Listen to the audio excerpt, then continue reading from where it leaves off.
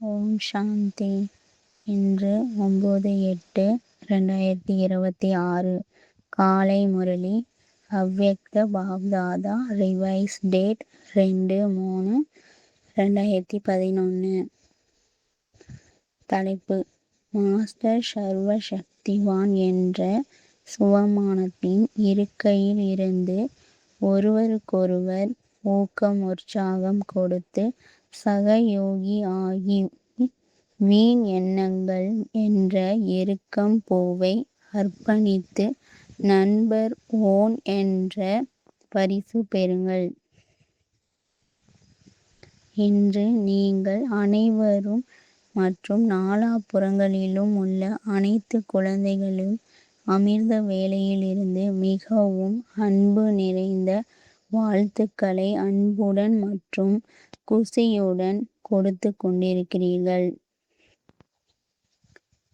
தந்தையும் செல்ல குழந்தைகளாகிய உங்கள் அனைவருக்கும் இந்த ஜெயந்தியின் வாழ்த்துக்கள் கொடுப்பதற்காக வந்திருக்கின்றார். ஒவ்வொரு குழந்தையும் தந்தைக்கு மிகவும் அன்பானவர்கள், மனதிற்கு பிரியமானவர்களாக இருக்கிறார்கள். எனவே பாப்தாதா தனது கையில் உள்ள மாலையினால் உங்கள் அனைவருக்கும் வாழ்த்துக்கள் கொடுத்து கொண்டிருக்கின்றார். பாப்தாதா பார்த்து கொண்டிருக்கின்றார். நீங்கள் எதிரில் வாழ்த்துக்கள் கொடுத்து கொண்டும் இருக்கின்றீர்கள், அடைந்து கொண்டும் இருக்கிறீர்கள். ஆனால் நாலாபுறங்களிலும் உள்ள குழந்தைகள் சில இடங்களில் வாழ்த்துக்கள் கொடுத்து கொண்டிருக்கின்றனர். தந்தையும் உள்நாடு அயல் நாட்டின் அனைத்து குழந்தைகளுக்கும் மிக அன்பாக வாழ்த்துக்கள் கொடுத்து கொண்டிருக்கின்றார். ஒவ்வொரு குழந்தையும் மகிழ்ச்சியான முகத்துடன் அன்பு கடலில் விளையாடி கொண்டிருப்பதை பாப்தாதா பார்த்து கொண்டிருக்கின்றார். தந்தைக்கு குசி இருக்கிறது. தந்தை தனியாக வருவது கிடையாது, குழந்தைகளுடன் தான் வருகின்றார்.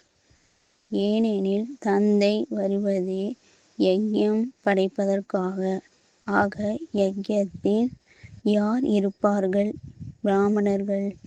ஆகையால் தந்தை தனியாக வருவது கிடையாது, குழந்தைகளுடன் வந்திருக்கின்றார்.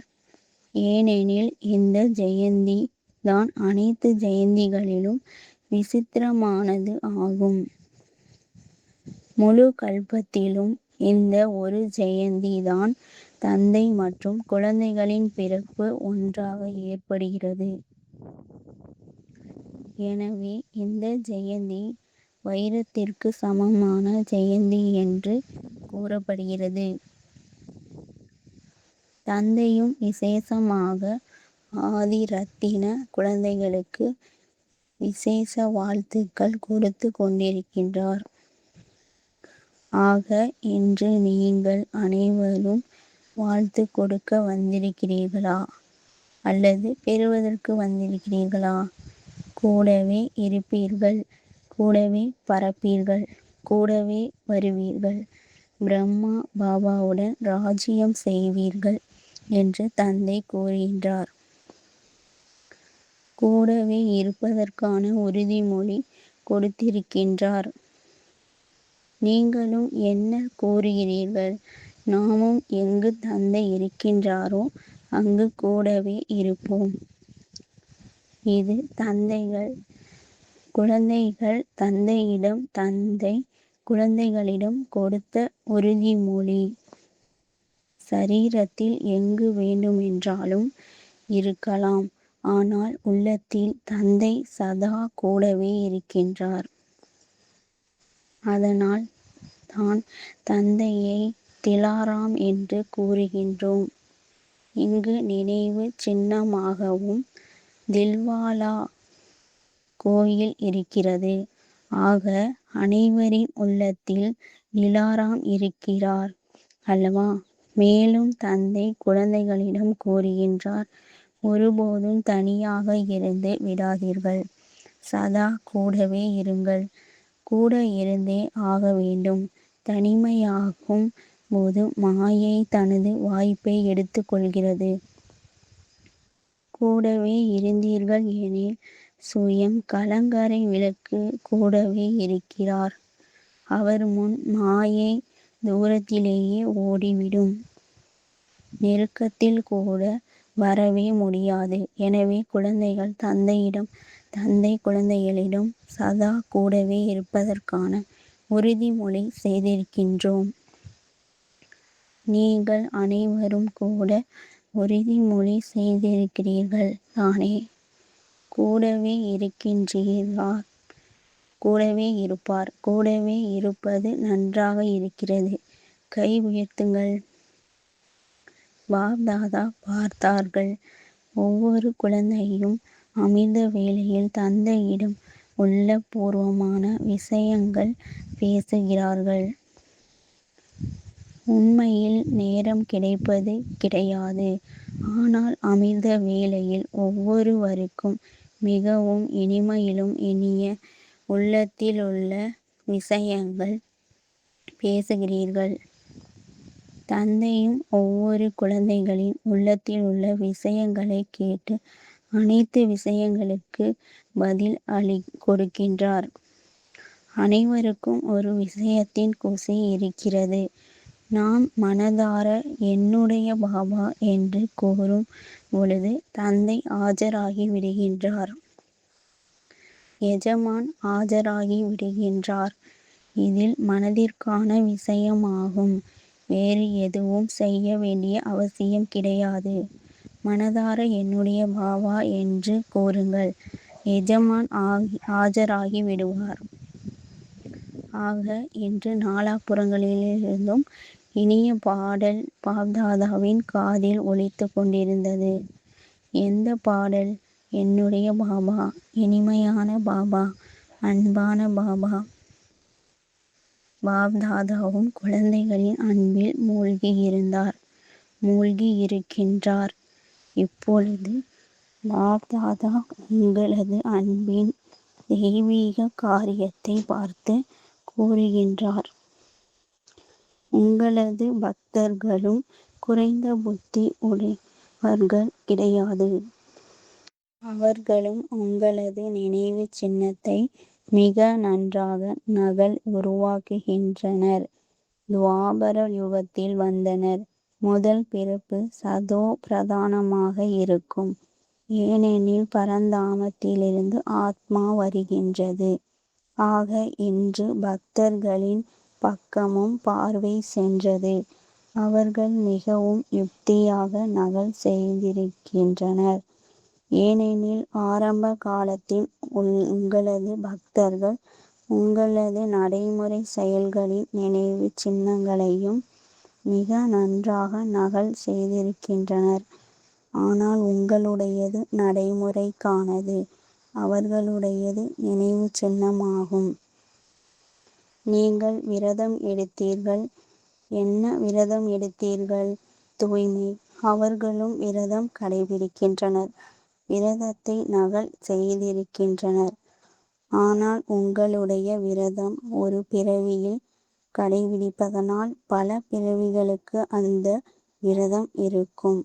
அவர்கள் ஒரு நாள் மட்டும் தூய்மையாகவும் இருக்கின்றனர். உணவு குடிப்பதிலும் சுத்தமாக இருக்கின்றனர். உங்களுடையது 21 பிறவிகளுக்கான விரதம். அவர்களுடையது அல்ப காலத்திற்கானது. அதே போன்று முழித்திருத்தல். நீங்கள் வெளிச்சத்தில் வந்து முழு உலகின் இருளை போக்கி விட்டீர்கள். அரை கல்பம் இருள் வரவே முடியாது. மன இருளை போக்கினீர்கள். வெயில், இயற்கையின் துக்கம் என்ற இருளையும் போக்கினீர்கள். அதையும் அவர்கள் நகல் செய்தனர். முழித்துக் கொண்டு இருக்கின்றனர். மற்றொரு விஷயம், நீங்கள் தந்தையிடம் பலி ஆகிவிட்டீர்கள். அர்ப்பணம் ஆகிவிட்டீர்கள். முழுமையான சமர்ப்பணம் ஆகிவிட்டீர்கள். இதையே அவர்களும் நகல் செய்கின்றனர். ஆனால் தன்னை பலி கொடுப்பது கிடையாது. எதை பலி கொடுக்கின்றனர்? அறிவீர்கள் அல்லவா? ஆட்டை பலி கொடுக்கின்றனர். ஏன் ஆடு பலி கொடுக்கின்றனர்? வேறு எதையும் ஏன் பலி கொடுப்பதில்லை? அனைவரும் சிரிக்கிறீர்கள். அறிந்து கொண்டீர்கள். தந்தை குழந்தைகளாகிய உங்களுக்கு அடிக்கடி சமிக்ஞை கொடுக்கின்றார். நான் என்பதை விடுத்து நிமித்த உணர்வு தாரணை செய்யுங்கள். அவர்கள் ஆடு தேர்ந்தெடுத்தனர். ஏனெனில் அதுவும் நான் மேமன் என்று கூறுகிறது. ஆக பக்தர்களின் புத்தி அதிசயம் செய்தது அல்லவா? உங்களது பக்தர்கள் அல்லவா தந்தை மற்றும் உங்களுடைய பக்தர்கள். எனவே தந்தை உங்களுடைய பக்தர்களையும் யார் உண்மையான உள்ளத்துடன் பக்தி செய்கிறார்களோ அவர்களுக்கு பக்தியின் பலன் ஏதாவது கொடுத்து விடுகின்றார். அவர்களும் சதா உண்மையான மற்றும் சாத்வீகமாக இருக்கின்றனர். குஷியாக இருக்கின்றனர். துக்கத்தின் பொழுது துக்கப்படுவது கிடையாது. ஏனெனில் உண்மையான உள்ளத்துடன் பக்தி செய்கின்றனர். எனவே தந்தையும் இன்றைய நாட்களில் குழந்தைகளாகிய உங்களுக்கு இந்த சமிக்ஞை கொடுக்கின்றார். நான் என்பது இருக்கக்கூடாது. நான் என்ன கூறுகின்றேனோ அதுவே நடக்க வேண்டும். நான் கூறுவதுதான் சரி, அதுவே நடக்க வேண்டும். இந்த நான் ஒன்று சாதாரணமாக நான் சரீரதாரியாக இருக்கிறேன், தேகதாரியாக இருக்கிறேன்.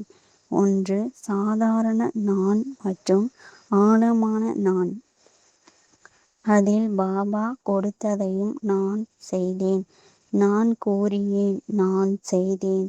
தந்தையின் சிறப்பம்சங்களிலும் நான் என்பது வந்துவிடுகிறது. ஞானத்தின் அறிவு சிறப்பம்சங்களின் அறிவுதலின் ஆழமான நான் என்று வந்துவிடுகிறது. எனவே தந்தை சமிக்ஞை கொடுத்து கொண்டே இருக்கின்றார். நான் மற்றும் எனது சதா என்னுடைய பாபா என்பதிலேயே மனதில் பற்றுதல் இருக்க வேண்டும். எல்லைக்குட்பட்ட எனது பெயர், எனது பெருமை என்பதை நீக்கி நான் பாபாவினுடையவன், பாபா என்னுடையவர் எனும் போது எவ்வளவு குஷி ஏற்படும். பகவான் என்னுடையவராக ஆகிவிட்டார். வேறு என்ன வேண்டும்? ஆக ஒன்று சாதாரண என்னுடையது, மற்றொன்று ஆழமான என்னுடையது. இந்த ஆழமான என்னுடையது கரையுடையவர்களாக ஆக்கிவிடுகிறது. என்னுடைய பாபா எனும்போது அது செல்வந்தனாக ஆக்கிவிடுகிறது. இன்று பிறந்த நாள் கொண்டாட வந்திருக்கிறீர்கள். தன்னுடைய பிறந்த நாளும் கொண்டாட வந்திருக்கிறீர்கள் அல்லவா? குழந்தைகளின்றி தந்தை ஒன்றும் செய்ய முடியாது. ஆகையால் தந்தை குழந்தைகளின் பிறந்த நாளை உற்சவத்தின் வாழ்த்துக்கள் கொடுப்பதற்கு வந்திருக்கின்றார். ஆகா என்னுடைய குழந்தைகளே, ஆகா. இப்பொழுது ஒரு விஷயம் கூறவா? தயாராக இருக்கிறீர்களா? கூறட்டுமா? செய்ய வேண்டியிருக்கும். கை உயர்த்துங்கள். செய்வீர்களா? இரட்டை அயல்நாட்டினர் செய்வீர்களா? ஆசிரியர்கள் செய்வீர்களா? நல்லது. இன்று நினைவு சின்னமாக சிவ பரமாத்மாவின் நினைவார்த்தமாக எருக்கம் பூ அர்ப்பணிக்கின்றனர். ரோஜா அல்ல, வேறு எந்த மலர்களையும் அர்ப்பணிப்பது கிடையாது. எருக்கம் பூ அர்ப்பணிக்கின்றனர். ஆக இன்று எந்த ஒரு விஷயத்தையும் அர்ப்பணியுங்கள். எந்த வீட்டுப்பாடம் கொடுக்க விரும்புகின்றார்? தயாராக இருக்கிறீர்கள் தானே? நல்லது. குழந்தைகள் அனைவரும் ஆம் பாபா என்று கூறுவது தந்தைக்கு மிகவும் நன்றாக பிடித்திருக்கிறது. பிறந்த நாளான இன்று தந்தைக்கு இந்த சங்கல்பம் இருக்கிறது. அனைவரும் ஒருவருக்கொருவர் ஊக்கம் உற்சாகம் கொடுத்து ஒருவருக்கொருவர் உதவியாளர்களாக ஆகி வீண் எண்ணங்கள் என்ற எருக்கம்பூவை அர்ப்பணிப்பு செய்யுங்கள். வீண் எண்ணங்களின் வரக்கூடாது, கேட்கக்கூடாது மற்றும் கெட்ட சகவாசத்தில் வந்து வீண் சங்கல்பங்களின் கலர் தோவக்கூடாது. ஏனெனில் வீண் சங்கல்பம் எங்கு இருக்குமோ அங்கு நினைவின் சங்கல்பம் ஞானத்தின் இனிய வார்த்தை இதை முரளி என்று கூறுகின்றோம். அந்த சுத்த சங்கல்பம் நினைவிற்கு வராது. முரளி கேட்கவும் செய்யலாம், படிக்கவும் செய்யலாம். அது அவசியமானதாகும், பிராமணர்களின் நியமம் ஆகும். ஆனால் கேட்பது என்ற நிலையிலேயே இருப்பார்கள். மனதில் சிந்தனை வராது. யோசிப்பார்கள், கூறுவார்கள், இன்றைய முரளி மிகவும் நன்றாக இருந்தது. என்ன கூறினார் என்று யோசித்துக் கொண்டிருக்கிறேன். வரதானமும் மிக நன்றாக இருந்தது. ஆனால் நினைவிற்கு வீண் எண்ணங்கள் மனம் புத்தி தன் பக்கம் ஈர்க்க கூடியதாக இருக்கிறது. தந்தையின் முன் என்ன கூறுகிறீர்கள் என்பது உங்களுக்கு தெரியுமா? பாபா ஆர்வமான செய்திகள் கேட்க வேண்டுமல்லவா? ஞானம் நிறைந்தவர்களாக ஆக வேண்டி இருக்கிறது. ஆனால் வீண் விஷயங்கள் பதவி அடைவதில் நஷ்டமாகிவிடும். நீங்கள் அனைவரும் வீண் எண்ணங்களுக்கான உறுதிமொழி தந்தையிடம் செய்கிறீர்களா? நாம் விரும்புவது கிடையாது, ஆனால் அது வந்து விடுகிறது என்று நீங்கள் கூறுவீர்கள். விரும்புவது கிடையாது, ஆனால் வந்து விடுகிறது. எனவே தந்தையிடம் திடமான எண்ணத்துடன் கொடுத்து விட வேண்டும். முதலில் கொடுக்க வருகிறதா? தந்தையிடம் கொடுத்து விட்டீர்களா? கொடுத்த பொருள் ஒருவேளை திரும்பவும் உங்களிடம் வந்து விட்டால் அதை வைத்துக் கொள்வீர்களா? திரும்பி கொடுத்து விடுவீர்களா? ஒருவேளை கொடுத்த பொருள் நீங்கள் உங்களிடம் வைத்து கொண்டால் உங்களுடைய பட்டம் என்னவாக இருக்கும்? தந்தையிடம் ஒருமுறை தனது விருப்பத்துடன் திடமாக கொடுத்து விடுங்கள். மேலும் சோதனை செய்யுங்கள். அடிக்கடி கொடுத்த பொருள் என்னிடம் திரும்பி வந்து விடுவதில்லை தானே? பிறரது பொருளை தன்னுடையதாக ஆக்கிக் கொள்வது நல்லது கிடையாது. எனவே தினமும் தூங்குவதற்கு முன் சோதனை செய்யுங்கள். இன்று முழு நாளும் எந்த வீண் எண்ணமும் வரவில்லை தானே? செய்யவில்லை தானே? கொடுத்த பொருளை திரும்பவும் பெற்றுக் கொள்ளவில்லை தானே? இன்று பிறந்த நாள் பரிசு கொடுப்பதற்கு தைரியம் இருக்கிறது தானே? தைரியம் இருக்கிறதா? கை உயர்த்துங்கள். தைரியம் இருக்கிறதா?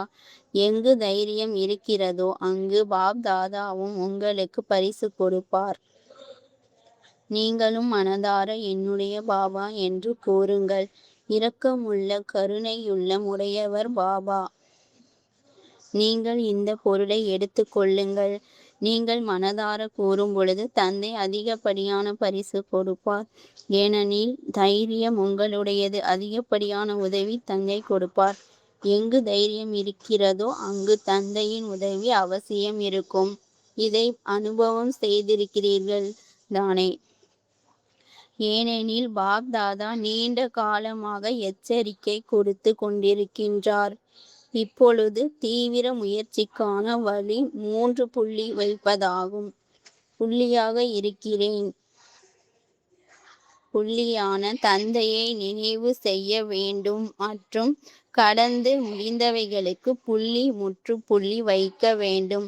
இதையே பாப் தாதா புள்ளி ஆக்குங்கள், புள்ளியை பாருங்கள் மற்றும் புள்ளியை வையுங்கள் என்று கூறுகின்றார்.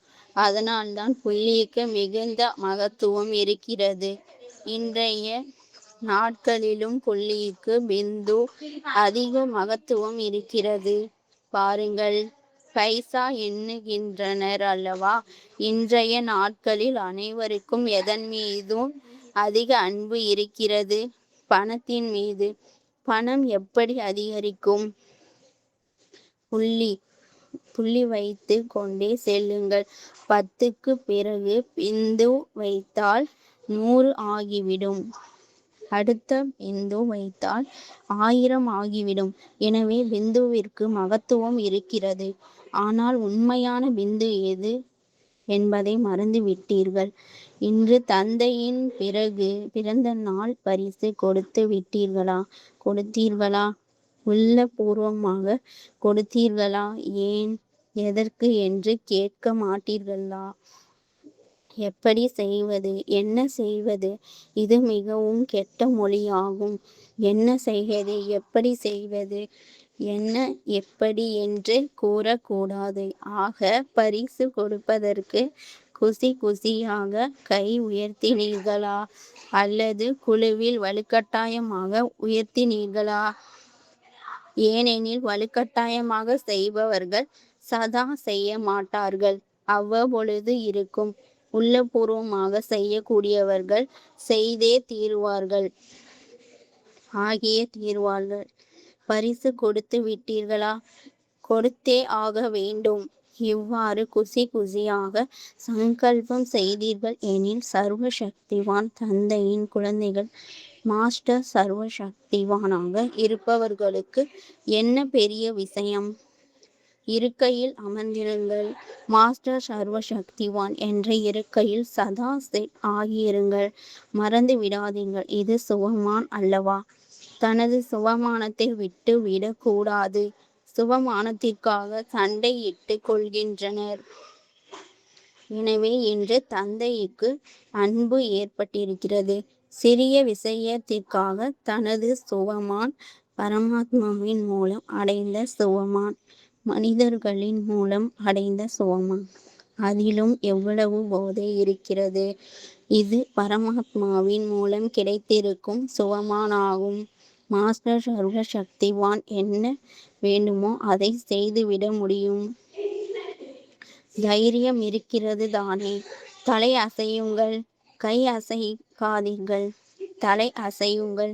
தைரியம் இருக்கிறதா? நீங்கள் செய்விக்க வேண்டியிருக்கும். கவனம் ஏற்படுத்த வேண்டும். நீங்கள் செய்வீர்கள் மற்றும் கவனம் ஏற்படுத்தி செய்விப்பீர்கள்.